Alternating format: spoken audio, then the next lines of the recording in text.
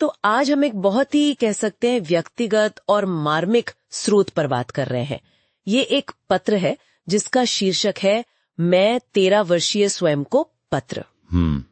दिलचस्प। हाँ, मतलब ये सीधी बातचीत है किसी की अपने आप से, खास तौर पे उस वक्त से जब वो 13 साल के थे।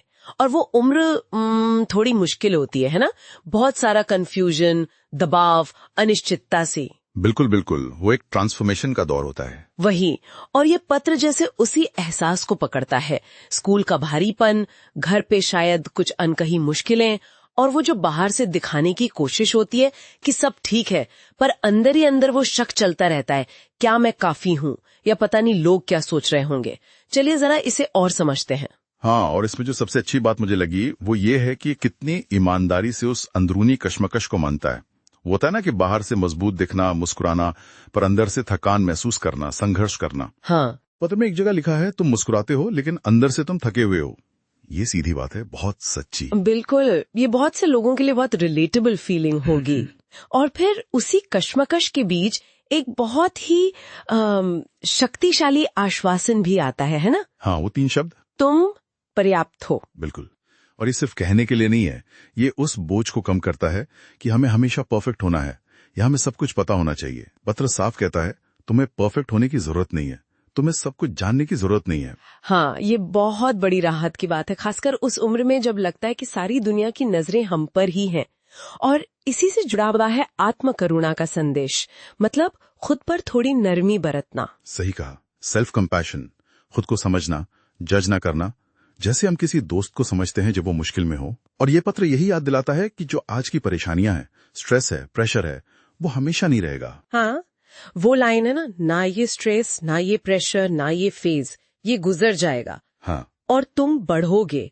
इसमें एक उम्मीद है, एक भविष्य का भरोसा है। और ये भी कि अपनी भावनाओं को महसूस करना, चाहे वो रोना हो या हंसना हो, ये कमजोरी नहीं है। बिल्कुल नहीं, ये इंसान होने का हिस्सा है। समाज अक्सर सिखाता है कि भावनाओं को दबाओ, खासकर मुश्किल भावनाओं को। हाँ, लेकिन पत्र कहता है तुम कमजोर नहीं हो, तुम इंसान हो, और ये पर्याप्त से अधिक है।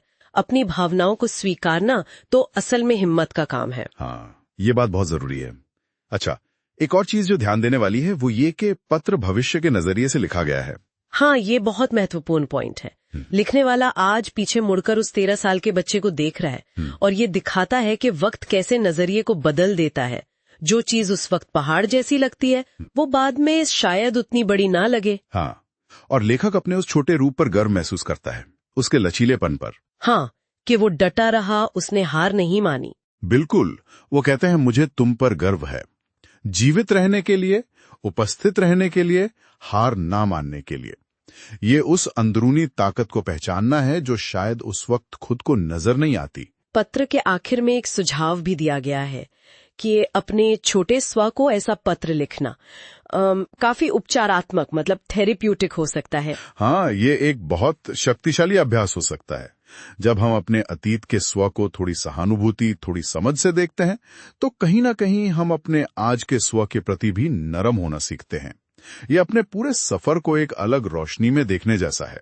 तो मतलब ये पत्र सिर्फ अतीत को समझने में ही नहीं, बल्कि वर्तमान में खुद के साथ बेहतर रिश्ता बनाने में भी मदद कर सकता है। बिल्कुल, और ये हमें एक सोचने वाली बात पर छोड़ जाता है कि अगर हम अपने अतीत के स्व के लिए इतनी करुणा, इतनी समझ रख सकते हैं, तो क्या हम वही करुणा, वही समझ आज अपने वर्तमान स्व के लिए भी ला सकते हैं? ये जानते हुए कि शायद हमारा भविष्य का स्व भी हमें इसी तरह देख रहा होगा, उम्मीद और शायद गर्व के साथ। ये सोचने लायक सवाल है।